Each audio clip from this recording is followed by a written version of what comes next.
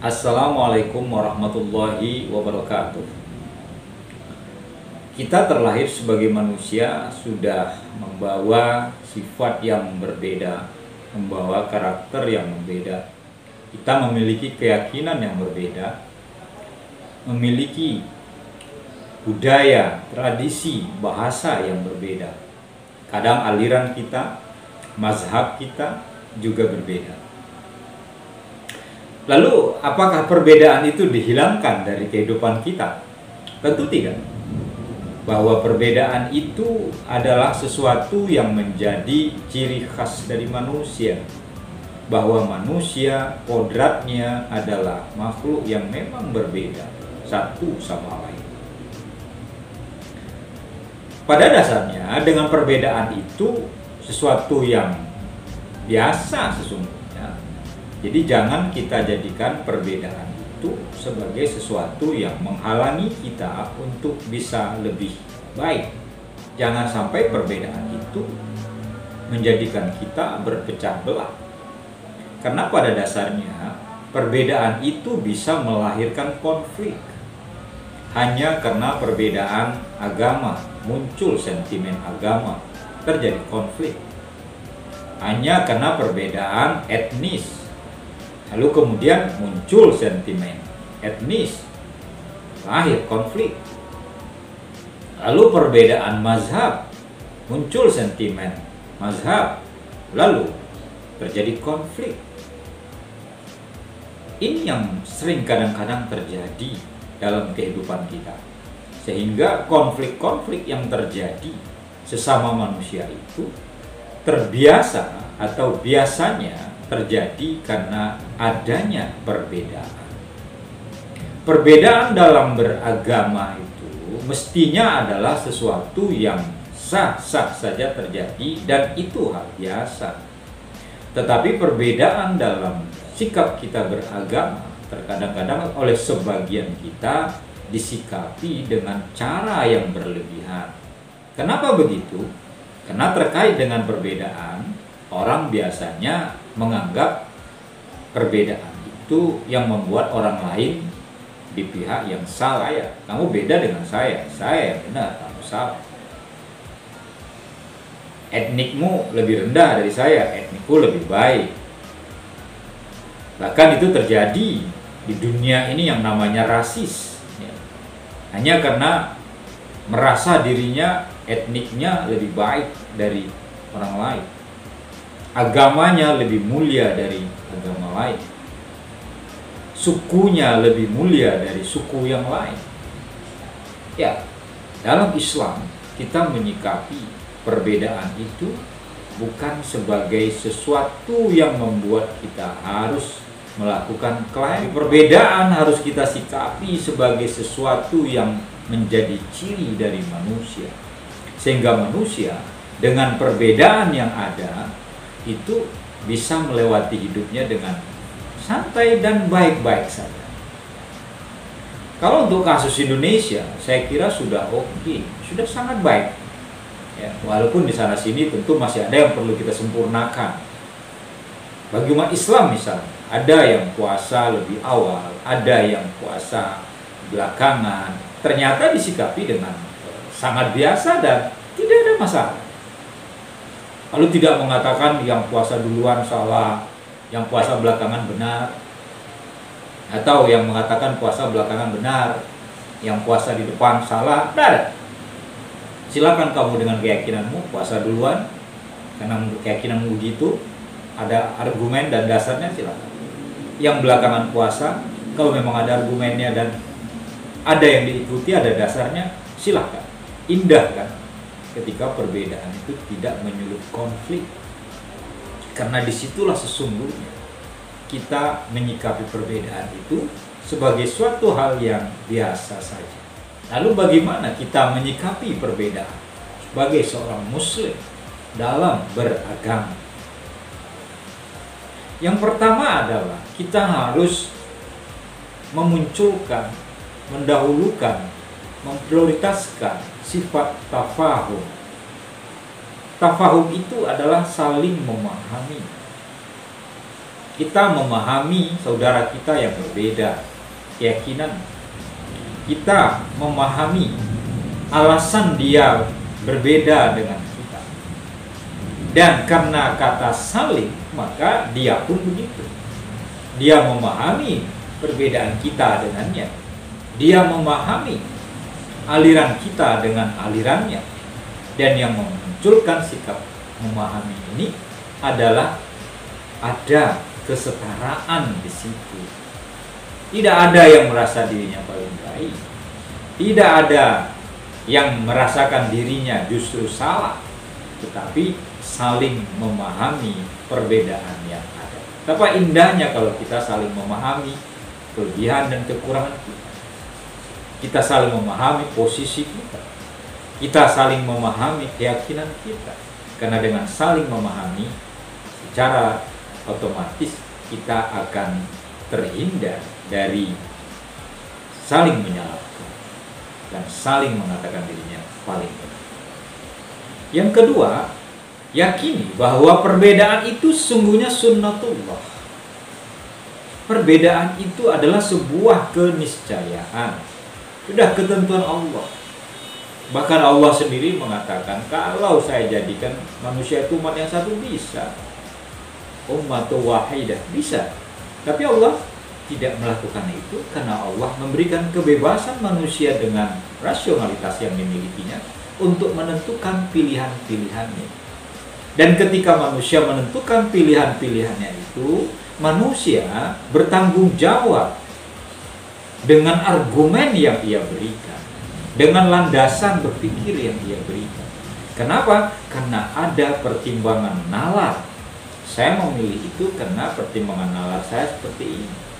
Saya menolak itu karena pertimbangan nalar saya mengatakan seperti ini. Ini yang menurut saya. Dan kalau kita yakini perbedaan itu sebagai sunnatullah, maka disitulah kita dengan sendirinya tidak heran kalau ada perbedaan. Dalam bahasa Jawa tidak gumun kita. Oh, orang itu berbeda dengan saya. Tak apa-apa, itu hal biasa.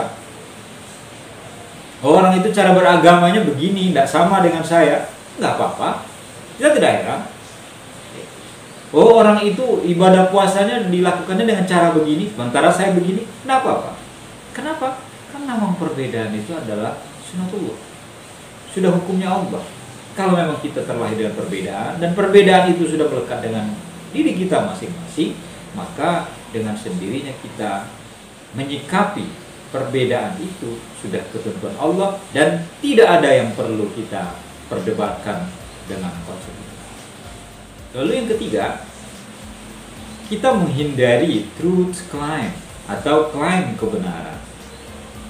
Kenapa kita kadang sering terjadi gesekan, sering terjadi konflik? Karena kita biasanya selalu melakukan klaim kebenaran. Kamu begitu ya, saya begini. Wah, kamu salah itu. Yang benar saya. Kelompokmu begini ya, kelompok saya begitu. Kamu melakukan itu, salah ini. Kenapa? Karena yang benar itu kelompok saya. Kalau sudah ada klaim kebenaran dan menganggap diri kita paling benar, itulah awal dari munculnya konflik tersebut. Maka agar terhindar dari konflik itu, bagaimana sikapnya? Bagaimana? Maka agar kita terhindar dari klaim kebenaran itu terhadap kelompok kita atau diri kita, maka hindarilah sikap-sikap yang mengatakan kelompok lain salah, mengatakan kelompok lain sesat. Kalau kita klaim kebenaran secara personal, itu tidak ada masalah. Karena keyakinan kita. Atau kita klaim kebenaran terhadap sesama kelompok kita, itu tidak ada masalah. Internal kita memang punya sikap yang seperti itu dan hal biasa sesungguhnya. Karena klaim kebenaran untuk sesama kita sudah sepakat, tidak ada masalah. Tapi begitu kita berada di luar kelompok kita, berada di luar organisasi kita, berada di luar suku dan tradisi kita, maka kita harus memiliki sikap yang menghargai perbedaan itu dan tidak mengatakan diri kita lah yang paling benar dengan klaim-klaim yang kita lakukan. Yang berikutnya adalah meneladani bagaimana imam mazhab itu menghargai perbedaan yang ada. Fikih dalam Islam ada 4 mazhab yang paling tidak yang terbesar, yang banyak pengikutnya. Ada mazhab Hanafi, ada mazhab Maliki, ada mazhab Syafi'i, ada mazhab Hambali. Masing-masing imam mazhab itu, ahli fikih tersebut, sangat menghargai pandangan-pandangan yang lain. Hambali, dia menghargai pandangan gurunya. Syafi'i, dia menghargai pandangan gurunya. Walaupun berbeda dengan gurunya, bukan berarti dia mengatakan dirinya yang paling benar. Tetapi mereka menghargai pandangan-pandangan yang lain sehingga tidak muncul pertikaian di antara mereka. Bahkan mereka mengatakan kalau ada mazhab yang lebih baik, lebih benar, ada pandangan yang lebih benar, baik dan lebih benar, silakan ikuti pandangan itu. Begitu moderatnya mereka, begitu indahnya mereka menyikapi perbedaan itu, sehingga antara satu mazhab dan mazhab yang lain tidak saling menyalahkan. Bila Hanafi berpandangan seperti ini, Syafi'i mengatakan seperti ini, Maliki seperti ini, lalu Hanbali seperti ini, tidak ada masalah bagi mereka. Ya, kita bahkan sebagai pengikutnya silahkan kita memilih mazhab yang cocok dengan kita, yang sesuai dengan kondisi kita, yang kita mampu melaksanakan pandangan-pandangannya itu. Toh itu juga pandangan orang.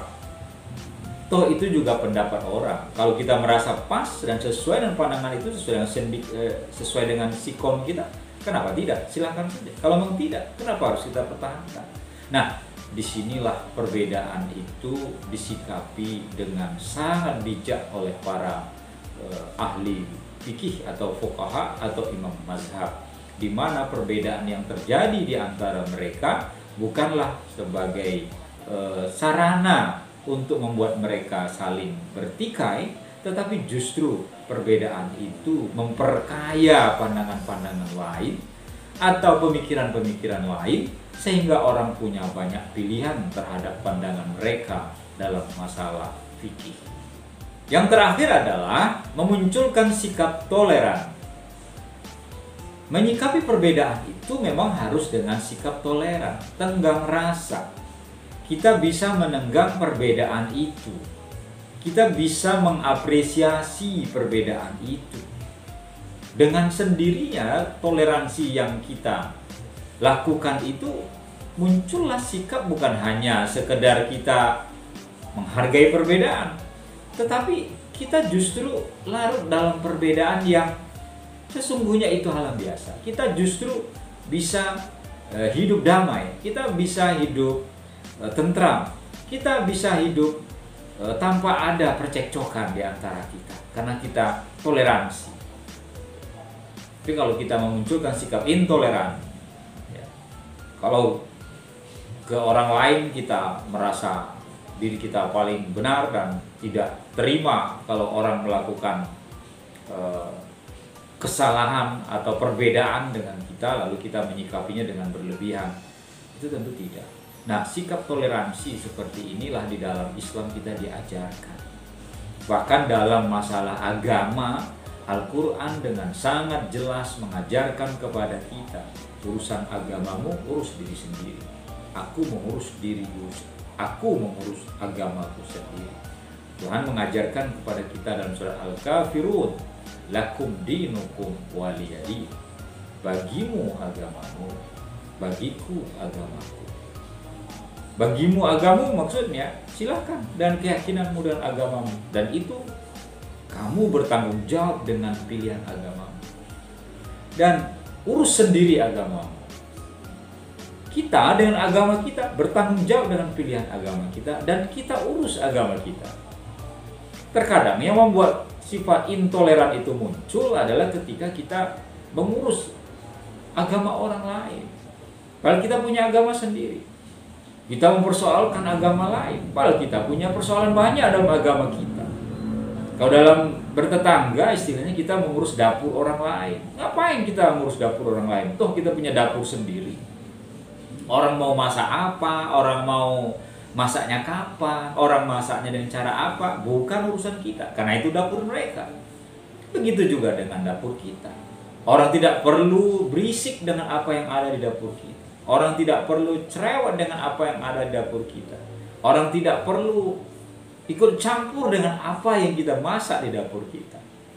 Nah, biasanya biang dari konflik itu karena kita, sebagian dari kita mengurus yang bukan urusan kita. Kita mengurus agama yang bukan agama kita. Dan sekarang kan sering terjadi orang yang mengurus urusan agama orang lain. Orang ikut campur dengan keyakinan orang lain, itu tidak perlu. Karena sikap toleransi ini memang harus kita munculkan dalam kehidupan kita. Itulah paling tidak beberapa sikap kita bagaimana sebaiknya menyikapi perbedaan yang ada. Karena di dalam urusan agama itu paling banyak dan sangat banyak perbedaan-perbedaan itu. Kalau kita sibuk hanya karena mengurus perbedaan-perbedaan itu, kalau kita sibuk hanya menyelesaikan perbedaan-perbedaan yang akhirnya menguras tenaga kita, yang muncul adalah rasa kecewa kita terhadap orang lain, rasa kecewa kita pada diri kita sendiri. Kenapa sih begitu? Saya begini, kenapa sih mereka tidak mempercayai saya? Kenapa sih mereka tidak sama dengan saya? Nah, inilah yang terjadi kemudian. Oleh karena itu, perbedaan itu, yakinlah sesuatu yang melekat dalam kehidupan kita, itu pasti. Dan sikapilah perbedaan yang ada itu sebagai sesuatu yang niscaya, sehingga kita melihat perbedaan itu adalah sebagai sebuah anugerah, bukan sebagai suatu masalah.